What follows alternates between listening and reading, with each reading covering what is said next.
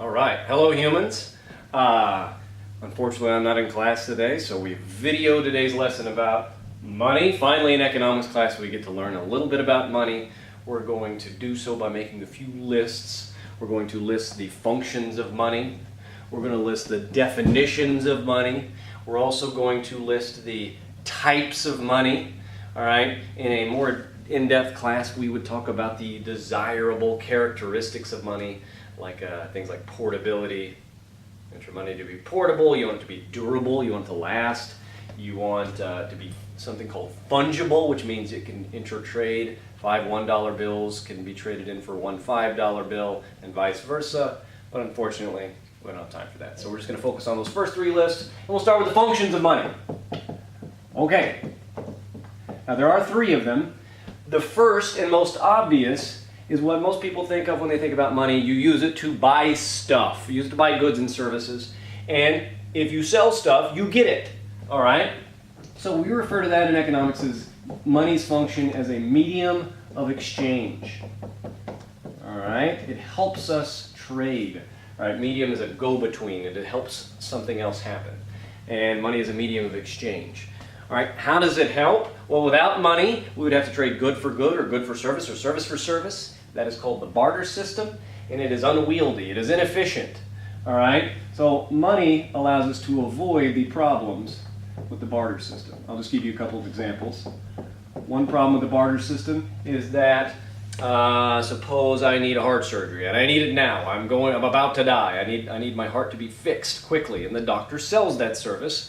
And so I go into the doctor's office and I say, "Doc, fix my heart before I die." And he says, "Well, you're going to have to pay me." And I say, "Well, I grow corn. Here's a couple of bags of corn." Obviously, by the way, lugging those bags of corn is much more difficult than lugging a check or a $5 bill. But the other problem is, what if he doesn't like corn? Or what if he has plenty of corn? Or what if he's allergic to corn? In which case, I'm in trouble, because he would say, "Well, I don't like that corn. Too bad." All right, that problem is referred to, that problem with the barter system. And a problem we avoid with money is the double coincidence of wants. Some books would just say the coincidence of wants. Meaning, I have to want what he has. Well, I do. He's going to fix my heart. But he then has to want what I have for the trade to occur, and he doesn't want any of my corn, so I'm in trouble. All right, it's even more difficult when you think about things like, suppose I made haircuts for a living. How do I carry 10 haircuts to his office and trade them in for heart surgery? And he may be bald, right? Or he may not want haircuts. So anyway, that's money as a medium of exchange. All right. Money also functions as a unit of account. Some books will call this a standard of value. And what it means is it's a way we keep track of how valuable things are. We know how valuable a sandwich is by looking at its price, which is stated in an amount of money. Without it, we would have to say, well, that sandwich is worth 0.03 heart surgeries, or a tenth of a bicycle, or it's worth 2 pieces of pizza, and that's inefficient, and it's a lot easier to just say $4.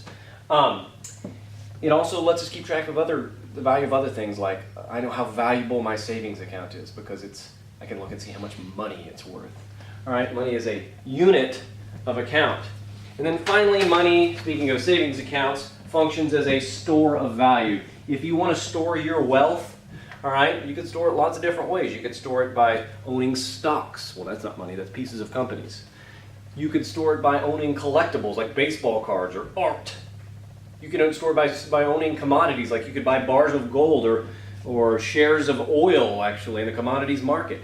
But you can also store your wealth by storing it as money, literally as cash in your freezer, which is where they always keep it in movies where the drug dealers are storing their cash, or under your mattress. You could store it as money in your savings account at the bank. This is money's third function. It is a store of value. If something does these three things, it is money. If something doesn't do these things, it is not money. These functions define money. All right? By the way, there's a quick note about money as a store of value. It has certain advantages and certain disadvantages. All right? The advantage of money as a store of value is, for example, the cash you keep in your freezer from selling all the drugs. You can spend that. It is very spendable All right, well, that advantage of money is called liquidity, which is a fancy way to say spendability. Money is very spendable. You could store your wealth as baseball cards, but those are hard to spend. You'd have to then convert them into money to spend them. The disadvantage of money, the disadvantage of storing your wealth is as money is that it is constantly losing value to inflation. Okay. And there's actually an opportunity cost beyond that. Another opportunity cost of storing your wealth is cash in the freezer. All right, so if it's cash, is you don't get the interest rate. Also, you sacrifice the interest rate. Now, we're going to see that you can put that money in a savings account. It can still count as money under certain definitions. But cash specifically, all right, if it's cash, you have to sacrifice the interest rate if you keep it under your mattress or in your freezer. Okay, so those are the three functions of money. Anything that does this counts as money. All right, in prison, cigarettes do this. Cigarettes are a medium of exchange. You could buy and sell things using cigarettes. They're a unit of. I've never been to prison. This is just my understanding from movies, but they are a unit of account. You can track the value of things in prison by measuring that value in amounts of cigarettes. You could store value. You hide the cigarettes under your mattress or something in prison. All right, you can store value for the future, even if you don't smoke. All right, so those are the functions of money. Now, another list. You guys have been begging me for lists. I'm finally delivering. Another three-part list. Ooh, you know what? Another three-part list is the kinds of money. I guess you could say the types of money, the classes of money. All right, and this is a bit of a history lesson in addition to economics, because as I go through the list, we're going to get farther forward in history. The earliest money was something called commodity money. Commodity money is money that is also a commodity. It's also valuable in some other way besides its use as money. When people traded and their money was bits of gold, all right, well, that functioned as money, but it was also gold. You could use it to decorate jewelry. All right, in modern context, you can use it. Somehow gold is involved in making computers. There is something gold does besides just function as money. If we used gold for our money, it would be commodity money. All right, in prison, the cigarettes are commodity money because you can use them as money or you can smoke them. All right, well, thinking about gold again,